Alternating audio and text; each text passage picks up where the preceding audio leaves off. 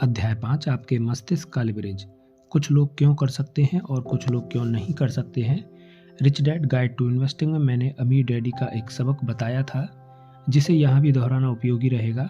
वह सबक इस तरह शुरू होता है। अमीर डैडी, उनका बेटा और मैं समुद्र तट के सामने की एक सुंदर जायदाद के पास से गुजर रहे थे। अमीर डैडी ने रुककर उसकी तरफ इशारा करते हुए कहा, मैंने अभी अभी यह ज़मीन खरीदी है। मैं यह सुनकर हैरान रह गया कि उन्होंने इतनी महंगी प्रॉपर्टी खरीद ली है। हालांकि मैं छोटा था, लेकिन मैं जानता था कि हवाई में समुद्र तट के ठीक पास वाली प्रॉपर्टी महंगी थी। चूंकि मेरा अमीर डैडी उस वक्त तक अमीर नहीं बने थे, इसलिए मुझे इस बात पर हैरानी हुई कि वे ऐसे निवेश का खर्च कैसे उठा पाए। अमीर डैडी मुझे एक बहुत बड़ा रहस्य बताने वाले थे। वे किस तरह ऐसे निवेशों को खरीदते हैं जिनका खर्च वे नहीं उठा सकते। इसी रहस्य की बदौलत वे अमीर बने थे। एक अलग वास्तविकता। सरल भाषा में कहा जाए तो मेरे अमीर डैडी ज़्यादा पैसा नहीं होने के बावजूद इतनी महंगी ज़मीन इसलिए खरीद सकते थे क्योंकि उन्होंने इसका खर्च उठाने को अपनी वास्तविकता का हिस्सा लिया था। हालांकि मेरे गरीब डैडी उस वक्त मेरे अमीर डैडी से ज़्यादा पैसा कमाते थे, लेकिन वे इस बारे में यही कहते मैं इसका खर्च नहीं उठा सकता क्योंकि रियल एस्टेट का महंगा टुकड़ा खरीदने का विचार उनकी वास्तविकता से परे था। एक बहुत महत्वपूर्ण सबक। बरसों तक अमीर डैडी ने मुझे कई महत्वपूर्ण सबक सिखाए, ऐसे सबक जिन्होंने मेरी ज़िंदगी की दिशा और परिणाम को बहुत ज़्यादा प्रभावित किया। इंसान की वास्तविकता की शक्ति का यह सबक सबसे महत्वपूर्ण सबकों में से एक था।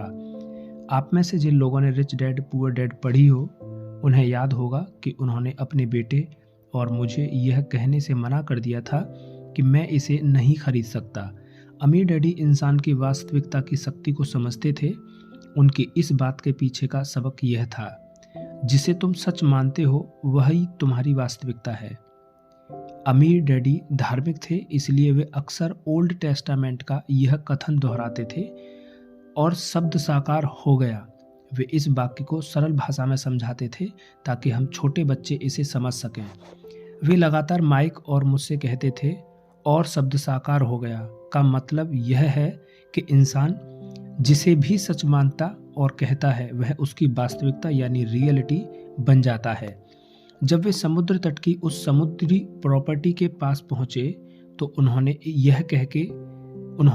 यह कहने से इनकार कर दिया, मैं इसका खर्च नहीं उठा सकता। हालांकि उस वक्त उनके पास पैसे नहीं थे। इसके बावजूद उन्होंने महीना तक योजना बनाई कि वे इसका खर्च कैसे उठा सकते हैं। उन्होंने अपनी वास्तविकता से बाहर की चीज़ को अपनी वास्तविकता का हिस्सा बनाने के लिए कड़ी मेहनत की। सिर्फ पैसे की वजह से हाँ, मेरे अमीर डैडी ज़्यादा अमीर नहीं बने थे। दरअसल अपनी वास्तविकता का विस्तार करने की उनकी योग्यता ने ही अंततः ज़्यादा और ज़्यादा अमीर बनाया। क्या निवेश जोखिम भरा है? लोग अक्सर कहते हैं निवेश जोखिम भरा है। उनके लिए यह विचार सच है, और चूंकि वे इसे सच मानते हैं इसलिए यह साकार होकर उनकी वास्तविकता बन जाता है। हालांकि निवेश करना हमेशा जोखिम भरा नहीं होता है। वैसे जोखिम हर जगह होता है, जिस तरह सड़क पार करने या साइकिल चलाने में भी जोखिम होता है, लेकिन ये काम अपने आप में जोखिम भरे नहीं हैं। बहुत सारे लोग निवेश को जोखिम भरा मानते हैं और उनके विचार सच हो जाते हैं। कुछ महीने पहले एक प्रसिद्ध बैंक के नामी निवेश सलाहकार और मैं एक रेडियो कार्यक्रम में हिस्सा ले रहे थे। नामी सलाहकार को इसलिए बुलाया गया था ताकि वे रिच डैड पुअर डैड में व्यक्त मेरे विचार को चुनौती दे सकें। उन्होंने शुरू करते ही कहा, रॉबर्ट कियोसाकी का कहना है कि अगर लोग अमीर बनना चाहते हैं तो उन्हें बिजनेस की दुनिया में कदम रखना चाहिए। मिस्टर कियोसाकी को दरअसल इस बात का एहसास नहीं है कि ज़्यादातर लोग अपना खुद का बिजनेस शुरू ही नहीं कर सकते हैं। बिजनेस शुरू करना खतरनाक है। आंकड़े बताते हैं कि 10 में से 9 बिजनेस पहले 5 साल में फेल हो जाते हैं। इसलिए मिस्टर कियोसाकी के विचार खतरनाक हैं। उनसे पूछें कि उन्हें इन तथ्यों के बारे में क्या कहना है। रेडियो कमेंटर खुश हो गया। उसके शो में थोड़ा विवाद तो हुआ। उसने खुशी से चहकते हुए पूछा, मिस्टर कियोसाकी, आपको इन तथ्यों के बारे में क्या कहना है? चूंकि मैं यह बात पहले भी सुन चुका था, इसलिए मैं इस मौखिक चुनौती के लिए तैयार था और शांत रहा। एक पल रुककर मैंने अपना गला साफ किया और बोला, मैंने यही आंकड़े पहले भी देखे सुने हैं और अपने अनुभव से मैं यह कह सकता हूँ कि आंकड़े बिल्कुल सही हैं। मैंने कई बिजनेसों को उनकी 5वीं सालगिरह से पहले असफल होते देखा है। नामी सलाहकार ने अपनी आवाज़ में गुस्से के पुट के साथ पूछा, तो फिर आप यह सलाह क्यों देते हैं कि लोगों को अपना बिजनेस शुरू करना चाहिए? मैंने जवाब दिया, सबसे पहली बात, मैं लोगों को अपना बिजनेस शुरू करने की सलाह नहीं देता हूँ। मैं तो यह कहता हूँ कि हर व्यक्ति को अपने काम से काम रखना चाहिए। जब मैं कहता हूँ माइंड योर ओन बिजनेस, तो मेरा मतलब है कि उन्हें अपने निवेश पोर्टफोलियो का ध्यान रखना चाहिए। इसका यह मतलब नहीं कि वे अपना खुद का बिजनेस शुरू कर दें। हालांकि अच्छी तरह चलने वाला बिजनेस अक्सर वह संपत्ति होता है जो अमीरों को और बहुत अमीर बनाता है। और जोखिम के बारे में नामी वित्तीय सलाहकार ने पूछा, आप उन 10 बिजनेस में से 9 के बारे में क्या सोचते हैं जो असफल हो जाते हैं? हाँ, उनके बारे में आपको क्या कहना है? रेडियो कमेंटर ने इस बार कम चहकती आवाज में पूछा, क्योंकि उसे एहसास हो गया था कि सीधे प्रसारित हो रही चर्चा जबरदस्त बहस में नहीं बदलने वाली है। सबसे पहली बात, हालांकि 10 में से 9 बिजनेस सफल नहीं हो पाते हैं, लेकिन ध्यान दें कि 10 में से 1 बिजनेस सफल हो जाता है। जब मुझे एहसास हो गया कि 10 में से 9 बार असफल होने की संभावना है, तो मैं जान गया कि मुझे कम से कम 9 बार असफल होने के लिए तैयार रहने की ज़रूरत है। आप 10 में से 9 बार असफल होने के लिए तैयार थे? वित्तीय सलाहकार ने व्यंग्यात्मक लहजे में पूछा। हाँ, मैंने जवाब दिया। दरअसल मैं भी उन 9 में शामिल रहा हूँ जो डूब गए। दरअसल मेरे 2 बिजनेस असफल हो गए, लेकिन फिर तीसरी कोशिश में मैं सफल हो गया। तो असफल होने पर आपको कैसा महसूस हुआ? निवेश सलाहकार ने पूछा, जो बैंक का कर्मचारी था और किसी बिजनेस का मालिक नहीं था। क्या यह इतना महत्वपूर्ण था इसका जोखिम लिया जाए? जब मैं पहली बार असफल हुआ तो मुझे बहुत बुरा लगा। दूसरी बार तो इससे भी ज़्यादा बुरा महसूस हुआ, लेकिन हाँ, मेरे लिए यह बहुत महत्वपूर्ण था। अगर मैं 2 बार असफल नहीं होता तो मैं 18 साल जल्दी रिटायर नहीं हो सकता था। आज आर्थिक दृष्टि से स्वतंत्र भी नहीं हो सकता था, मैंने जवाब दिया। हर बार संभलने में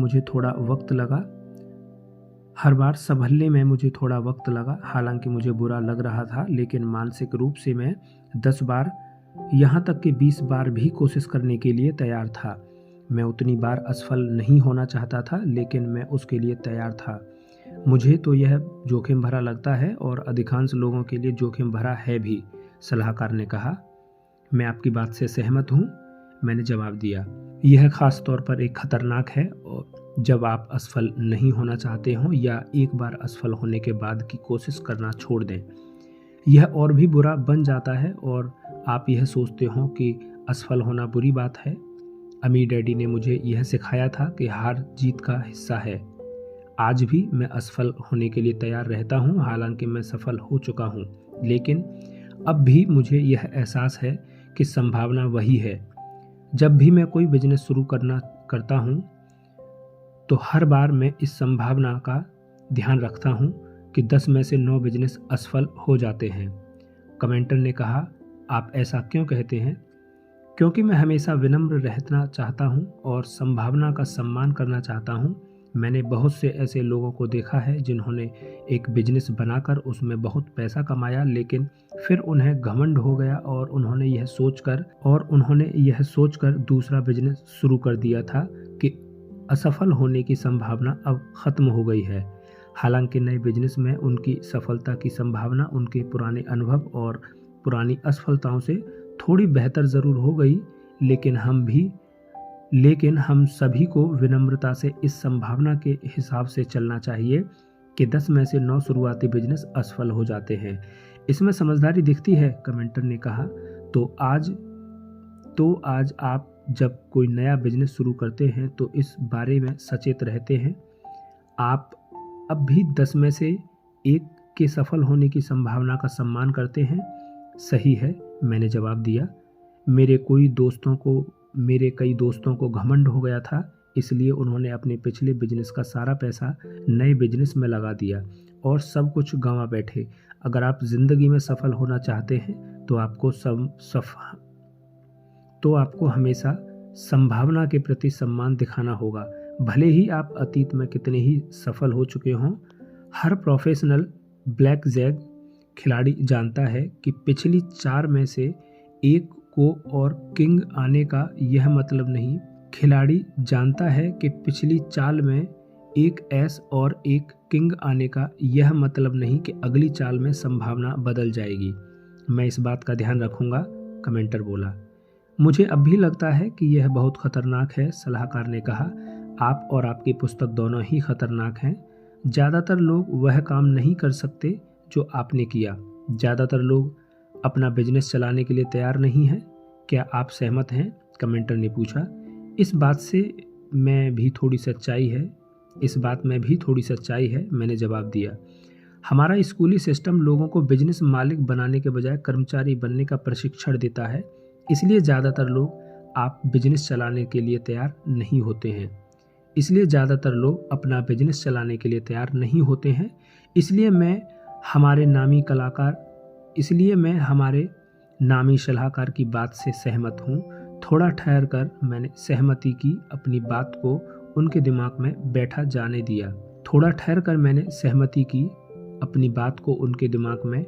जाने दिया। मैं अपनी तरफ से बहस न करने की पूरी कोशिश कर रहा था। हालांकि निवेश सलाहकार मुझे बार बार उकसा रहा था। मैंने आगे कहा, लेकिन मैं आपको याद दिला दूं कि 100 साल से भी कम समय पहले ज़्यादातर लोग छोटे आत्मनिर्भर बिजनेस हुआ करते थे। हम में से कईयों के रिश्तेदार कभी किसान या छोटे बिजनेस के मालिक थे। वे सभी उद्यमी थे। 100 साल पहले के लोग इतने मजबूत थे कि जोखिमों के बावजूद अपना बिजनेस चला सकें। हेनरी फोर्ड जैसे लोगों द्वारा बिजनेस साम्राज्य बनाने के बाद ही ज़्यादातर लोग कर्मचारी बने हैं, लेकिन फोर्ड या जनरल इलेक्ट्रिक जैसे बिजनेस साम्राज्यों के स्थापित होने के बावजूद छोटे आत्मनिर्भर बिजनेसमैन तरक्की कर रहे हैं। दरअसल छोटे बिजनेसों से भी ज़्यादातर रोजगार उत्पन्न होता है और टैक्स का एक बड़ा हिस्सा मिलता है। जोखिमों के बावजूद ज़्यादा से ज़्यादा लोग अपना खुद का बिजनेस शुरू कर रहे हैं। वे नहीं होते तो बेरोजगारी बहुत बढ़ जाती। जोखिम लेने के इच्छुक इन व्यक्तियों के बिना हमारा देश आर्थिक दृष्टि से पिछड़ जाता। पूंजीवाद ने हमें जोखिम लेने और विकास का अवसर दिया है। अगर ये व्यक्ति जोखिम नहीं लेते तो हमारा देश उतना समृद्ध नहीं बन पाता जितना कि वह आज है। जो लोग जोखिम लेते हैं वे समृद्धि को बढ़ाते हैं। इंटरव्यू आगे भी 10 मिनट तक चला। ना तो कोई समाधान निकला, ना ही सहमति बनी। यह स्पष्ट था कि हमारी वास्तविकताएं अलग अलग थीं। विरोधाभासी बातचीत के दौरान मैं अमीर डैडी की बात याद कर रहा था। असली जिंदगी में कई बहसें वास्तविकताओं के अंतरों के कारण होती हैं। रिस्क रिवार्ड रेशियो आपके पक्ष में है। मैं इस सलाहकार से एक बात यह कहना चाहता था कि रिस्क रिवॉर्ड रेशियो यानी कि जोखिम लाभ अनुपात मेरे पक्ष में था, लेकिन इससे निश्चित रूप से बहस शुरू हो जाती। यह सवाल आ जाता कि कौन सही है और कौन गलत। मैं रेडियो पर मुद्दा नहीं उठाना चाहता था, लेकिन मैं आपके सामने यह स्पष्ट करना चाहता हूँ। ध्यान देने वाली बात यह है कि जो मैं करता हूँ उसमें जोखिम तो है, लेकिन खतरनाक नहीं है। बरसों पहले अमीर डैडी ने अपने बेटे और मेरे सामने जोखिम लाभ और जीत की रणनीति पहचानने का महत्व स्पष्ट किया। जीत की रणनीति जिसमें हार भी शामिल थी। अमीर डैडी जानते थे कि ज़्यादातर नए बिजनेसों में सफलता की दर 10 में से 9 थी। वे यह भी जानते थे कि 10 में से सिर्फ एक बार जीतने का लाभ 9 बार असफल होने के जोखिम से बहुत ज़्यादा था। अमीर डैडी ने अपनी बात को ज़्यादा स्पष्ट करते हुए कहा कि ज़्यादातर लोग सिर्फ इस आधार पर सोचते हैं कि क्या स्मार्ट है और क्या खतरनाक। वित्तीय रूप से समझदार लोग रिस्क और रिवॉर्ड के संदर्भ में सोचते हैं। दूसरे शब्दों में कहा जाए तो तत्काल यह कहने के बजाय कि कोई चीज़ बहुत जोखिम भरी है, सही या गलत है, अच्छी है या बुरी है। वित्तीय दृष्टि से समझदार लोग जोखिमों और लाभों को तोलते हैं। अगर पुरस्कार पर्याप्त बड़े होते हैं तो वे ऐसी रणनीति या योजना बना लेते हैं जिसमें उनकी सफलता की संभावना बढ़ जाती है, फिर चाहे जीतने से पहले वे कितनी बार ही हारें। विजेता की रणनीति। मिसाल के तौर पर मेरा एक दोस्त है जो शेयर बाजार में डे ट्रेडिंग करने के लिए एक बड़ी ही आसान रिस्क रिवॉर्ड रणनीति का प्रयोग करता है। उसे पता है कि संभावना यह है कि 20 ट्रेड में से किसी एक में सही मार्केट मूवमेंट मिलेगी, इसलिए उसने इसकी धन प्रबंधन रणनीति तैयार कर ली है। अगर उसके पास $2 लाख हैं तो वह इसके 10% हिस्से यानी कि $20,000 का प्रयोग बाजार में खेलने के लिए करता है। इसमें भी यह 20वां हिस्सा करके एक ट्रेडिंग के लिए सिर्फ $1,000 रखता है। दूसरे शब्दों में उसकी रणनीति यह है कि उसके पास इतना पैसा रहे जिसमें वह 20 में से 19 बार हार सके। मैंने उसे 14 बार लगातार हार कर $14,000 गंवाते देखा है और फिर अचानक वह अगले मार्केट मूवमेंट में $50,000 कमा लेता है। उसकी जीत की रणनीति 20 में से 19 बार हारने की संभावना पर आधारित है। हालांकि वह इतनी बार लगातार हारा है, अब तक हर बार वह जीतता है तो दोबारा उसी संभावना पर लौट जाता है, यानी 20 में से 1। वह जानता है कि उसके पास चाहे जितना पैसा हो, संभावना नहीं बदल सकती। वह हमेशा 20 में से 19 बार हारने की संभावना को ध्यान में रखता है। पराजित व्यक्ति की रणनीति। हर आदमी हार से बचता है और 100% बार आम आदमी हार से बचता है और 100% बार यानी हमेशा जीतने की उम्मीद करता है। उसकी रणनीति अक्सर पराजितों की होती है। हमेशा जीतने और कभी न हारने की उम्मीद करना पराजितों की वास्तविकता है। जैसा अमीर डैडी कहते थे कि विजेता की रणनीति में हार की संभावना शामिल होनी चाहिए। आज ज़्यादातर लोगों के पास ऐसी रिटायरमेंट योजनाएं हैं जिनमें हारने की संभावना शामिल नहीं है। आज ज़्यादातर लोग बस यही उम्मीद करते हैं कि शेयर बाजार हमेशा ऊपर चढ़ता जाएगा और रिटायरमेंट के बाद उनका पैसा ज़िंदगी भर चलता रहेगा। यह एक ऐसी योजना है जिसमें हारने की किसी संभावना को शामिल नहीं किया गया और इसलिए पराजितों की योजना है। विजेता जानते हैं कि हारना किसी भी योजना का हिस्सा होना चाहिए।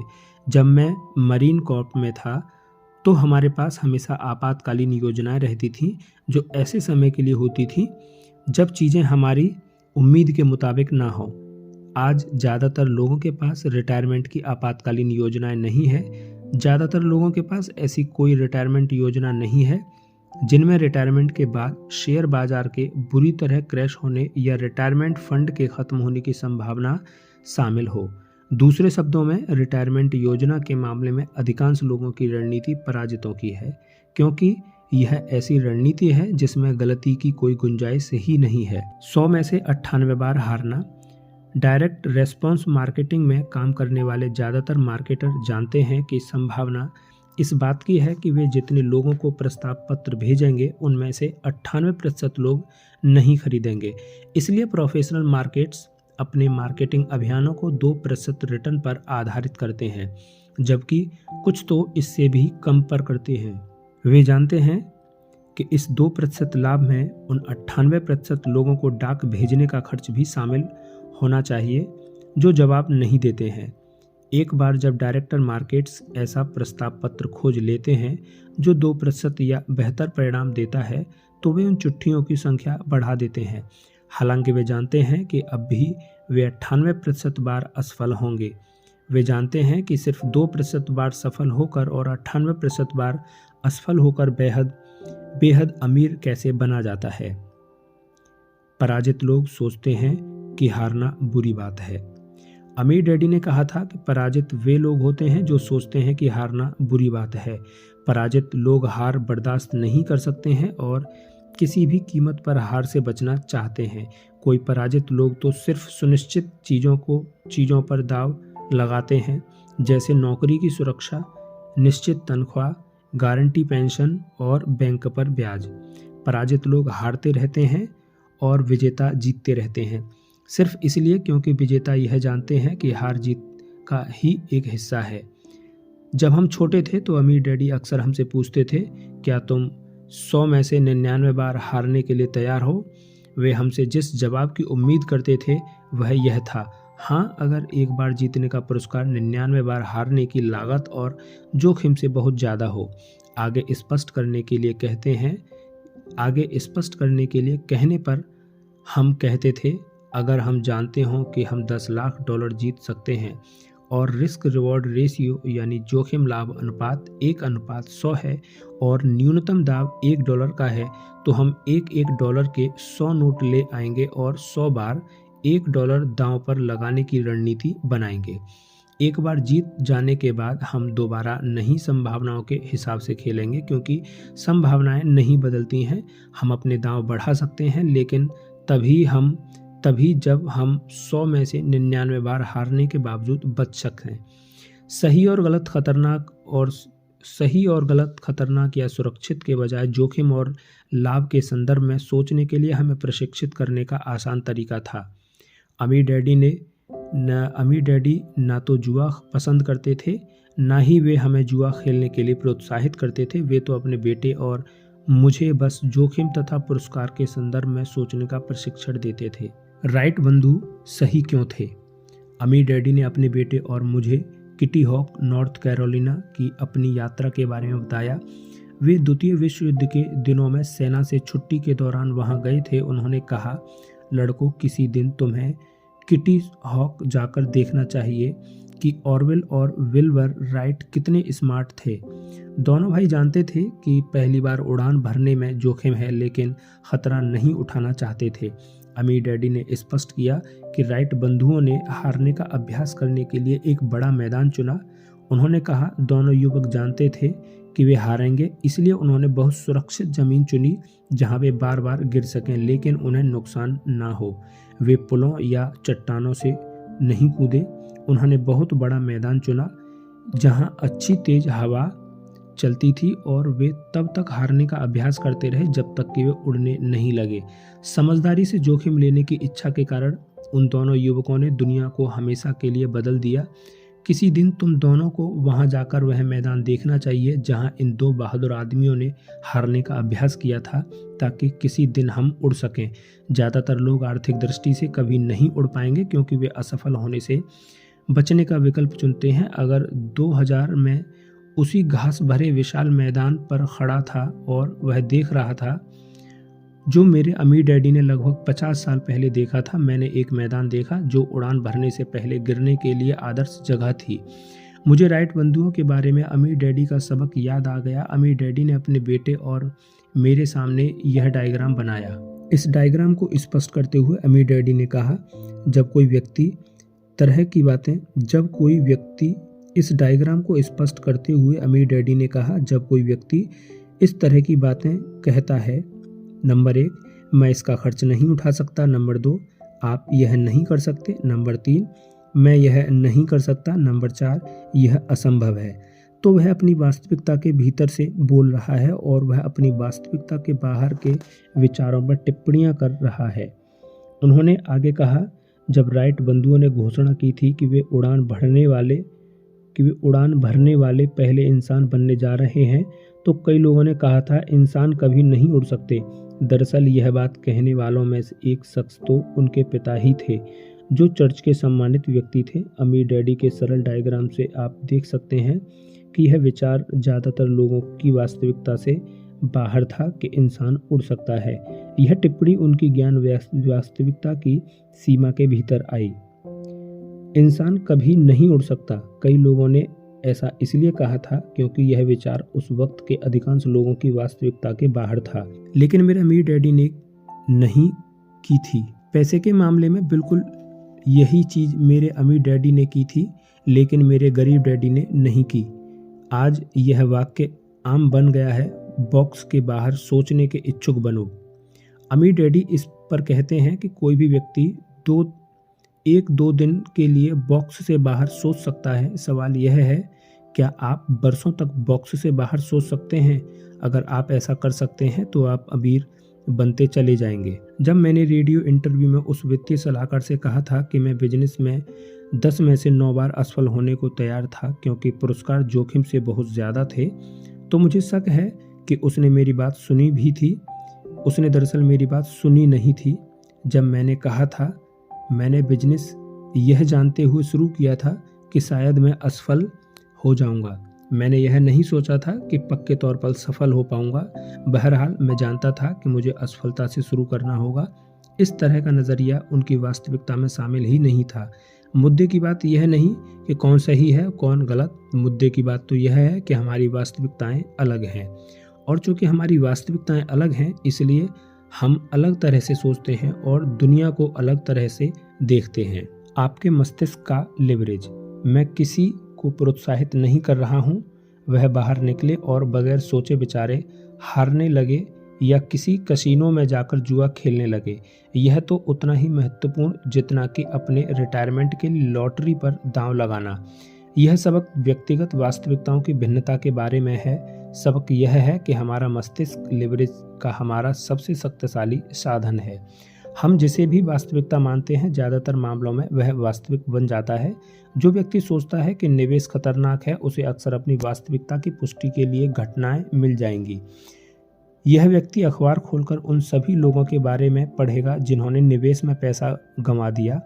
दूसरे शब्दों में मस्तिष्क में सिर्फ उसी चीज़ को देखने की प्रवृत्ति होती है जिसे वह वास्तविक मानता है। इसमें बाकी किसी भी वास्तविकता के प्रति अंधा होने की प्रवृत्ति होती है। इसी कारण लोगों ने राइट बंधुओं से कहा था कि इंसान कभी नहीं उड़ सकता, और क्रिस्टोफर कोलंबस से कहा था, क्या तुम्हें दिखता नहीं कि धरती चपटी है। लोगों के पास हमेशा उनकी वास्तविकताएं होती हैं। जवानी में अमीर बनकर रिटायर होने के लिए आपको यह बहुत महत्वपूर्ण चीज़ सीखनी चाहिए कि आप अपनी वास्तविकताओं का नियंत्रण अपने हाथ में कैसे ले सकते हैं। अगर आप ऐसा करना सीख लें तो न्यूनतम प्रयास से अधिकतम पैसा कमाना आसान हो जाता है। अगर आप अपनी वास्तविकताओं को नियंत्रित और परिवर्तित नहीं कर सकते तो अमीर बनने में आपको उम्मीद से ज़्यादा समय लग सकता है।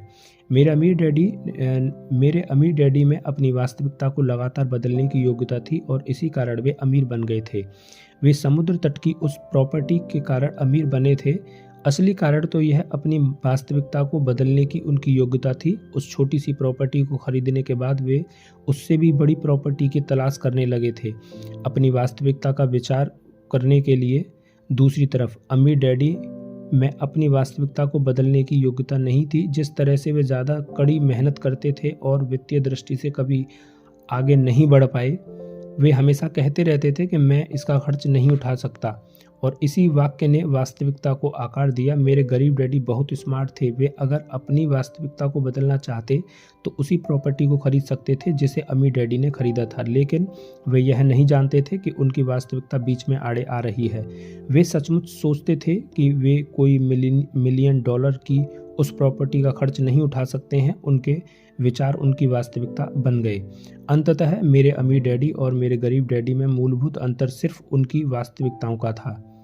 एक ने यह कहकर अपनी वास्तविकता का विस्तार करने का फैसला किया, मैं समुद्र तट की इस प्रॉपर्टी का खर्च किस तरह उठा सकता हूँ। हालांकि उस वक्त उनके पास खरीदने के पैसे नहीं थे। दूसरे ने यह कहने का विकल्प चुना, मैं इसका खर्च नहीं उठा सकता। जैसा मैंने कहा, यह समुद्री तट वाली प्रॉपर्टी नहीं जिसने एक को अमीर बनाया और दूसरे को गरीब। यह तो भिन्न भिन्न वास्तविकताओं का चुनाव है। लिवरेज।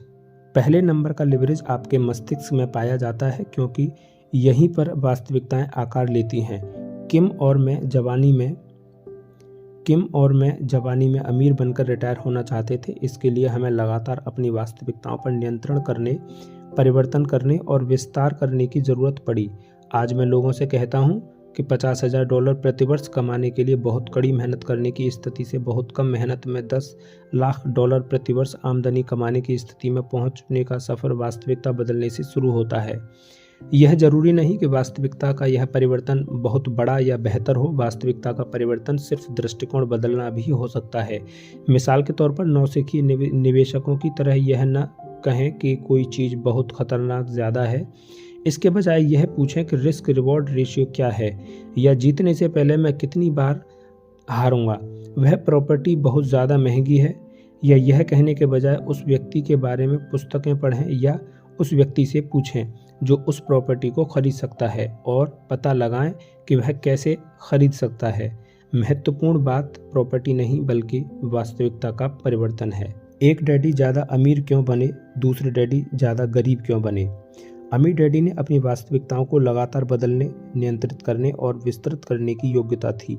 चूँकि वे लगातार अपनी वास्तविकताओं का विस्तार कर रहे थे, इसलिए वे कम से कम काम करके ज़्यादा से ज़्यादा अमीर बनते चले गए। दूसरी तरफ मेरे अमीर डैडी ने अपनी वास्तविकता के भीतर जीने का विकल्प चुना। मेरे गरीब डैडी एक ऐसी दुनिया में जिए जिसे वे सच मानते थे। जाहिर है उनके जीवन में यही इकलौती वास्तविकता साकार हुई। दिन रात की कड़ी मेहनत के बावजूद रिटायरमेंट के वक्त वे गरीब थे। उनकी एक निश्चित वास्तविकता थी और वह नहीं जानते थे कि किस तरह नियंत्रित, परिवर्तित या विस्तृत बनाया जाता है। अपनी वास्तविकता को बदलने के बजाय वे इस तरह की बातें कहने लगे, मैं इसका खर्च नहीं उठा सकता, मैं कभी अमीर नहीं बन पाऊंगा, पैसे में मेरी कोई दिलचस्पी नहीं है, या रिटायर होने के बाद मेरी आमदनी घट जाएगी। उनके शब्द उनकी जिंदगी की सच्चाई बन गए। बरसों तक हमारी वास्तविकता के बाहर। नए साल की उस साल को कनाडा के ठंडे पहाड़ पर बैठकर मुझे एहसास हुआ कि मुझे इस बात की ज़रूरत है कि मैं वास्तविकता से बाहर के विचार सोचने की इच्छा रखूं और जब तक सोचता रहूं तब तक की संभावना से भरे वे विचार मेरी वास्तविकता न बन जाएं। जिस तरह राइट बंधु बरसों तक ज़्यादातर लोगों की वास्तविकता से बाहर रहने की इच्छुक थे, उसी तरह किम, लैरी और मुझे भी बरसों तक ज़्यादातर लोगों की वास्तविकता के बाहर रहने की ज़रूरत थी। दरअसल हमें बरसों तक अपनी खुद की वास्तविकता के बाहर भी रहना पड़ा। अक्सर लोगों में हमारी बहस होती है और कभी कभार उनकी आलोचना भी होती थी कि वह स्वप्नदर्शी, मूर्ख, लापरवाह व जोखिम लेने वाले हैं। किम, लैरी और मुझे कम से कम 4 साल तक अपने विचारों पर विश्वास करना पड़ा। दूसरे शब्दों में हमें अपनी वास्तविकता को धकार कर संभावना के क्षेत्र में अपने लक्ष्यों तक पहुंचाने में 4 से 8 साल का समय लग गया। आज लोग मुझसे पूछते हैं कि अमीर बनने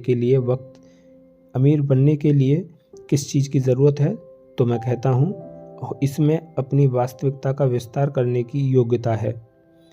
इसमें अपनी वास्तविकता का विस्तार करने की योग्यता ज़रूर होती है। अगर आप अपनी वास्तविकता का विस्तार नहीं करना चाहते हैं तो अमीर बनने में बहुत लंबा समय लग सकता है।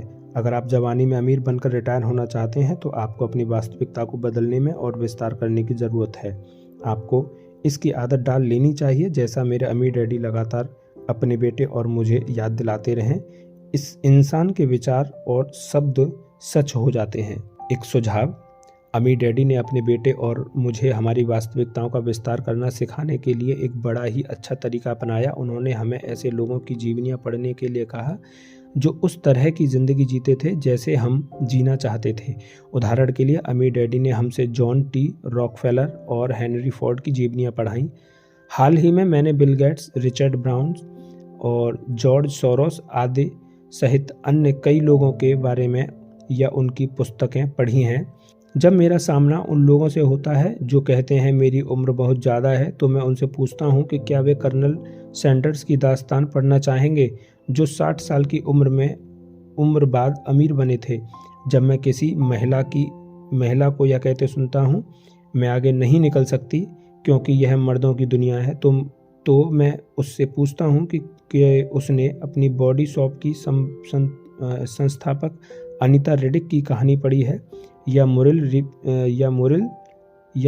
सीबर्ट की, जो न्यूयॉर्क स्टॉक एक्सचेंज में बैठने वाली पहली महिला थी। जब लोग कहते थे कि उनकी उम्र बहुत कम है, तो उनमें से बिल गेट्स के बारे में पढ़ने को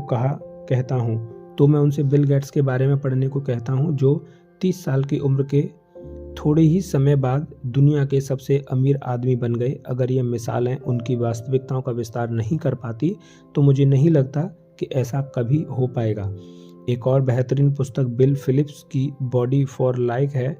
एक दोस्त ने मुझे इसे पढ़ने की सलाह दी थी क्योंकि उसने मेरा पेट बढ़ते देख लिया था। मैंने हाल ही में उसे पूरा पढ़ चुका हूँ और जब मैं इन पुस्तकों में बताई योजना पर चलता हूँ। बिल फिलिप्स ज़्यादातर बातें यही कहते हैं जो मेरे अमीर डैडी ने मुझे सिखाई थी, लेकिन इसका विषय शारीरिक सेहत है, जबकि अमीर डैडी का विषय वित्तीय दौलत है। विषय चाहे जो हो, प्रक्रिया समान है। उदाहरण के लिए बिन फिलिप्स कहते हैं कि वजन कम करना शुरू करने से पहले उसके कारण खोजें। अमीर डैडी इसे क्यों कहते हैं? बिल फिलिप की पुस्तक में एक उत्कृष्ट खंड है, सपने बनाम लक्ष्य। इसमें वे बताते हैं कि प्रक्रिया के सपने और लक्ष्य महत्वपूर्ण होते हैं। हालांकि जिन विषयों में मुझे सेहत और दौलत में सबसे अच्छी करीबी तालमेल नजर आया, उनका संबंध खाने और अपनी वास्तविकताओं के पास पहुंचाने जाने में था। बिन फिलिप लोगों को कम नहीं बल्कि ज़्यादा खाने के लिए प्रोत्साहित करते थे। अगर आप वजन कम करना चाहते हैं, शक्ति हासिल करना चाहते हैं और अपनी सेहत सुधारना चाहते हैं, तो वे हर दिन 6 बार खाने की सलाह देते हैं। वे कहते हैं कि जो लोग भूख रहकर वजन घटाने की कोशिश करते हैं, वे सिर्फ कुछ समय तक ही भूखे रह पाते हैं। इस दौरान उनकी चर्बी नहीं बल्कि मांसपेशियां कम होती हैं और वे जमकर ठूंसने लगते हैं, जिससे वे पहले से ज़्यादा थुलथुल हो जाते हैं। वे ज़्यादा मोटे इसलिए हो जाते हैं क्योंकि उनकी कैलोरियां बढ़ चुकी हैं, उन्हें जलाने के लिए मांसपेशी कम बची हैं। मैं इस पैटर्न को अच्छी तरह जानता हूँ। अमीर डैडी ने उन लोगों के बारे में यही कहा जो सस्ते या कंजूस बनकर या पैसे कम खर्च करके अपने संसाधनों को नीचे गिराकर और पढ़ाई ज़्यादातर पाई बचाकर अमीर लोगों की कोशिशें करते हैं। वे इस तरह के व्यवहार में ज़्यादातर लोग बहुत अमीर बन जाते हैं। अगर कोई व्यक्ति अमीर बनना चाहता है तो उसे ज़्यादा खर्च करने की ज़रूरत है, लेकिन उसे पता होना चाहिए कि अमीर बनने के लिए वह किस चीज़ पर खर्च करे।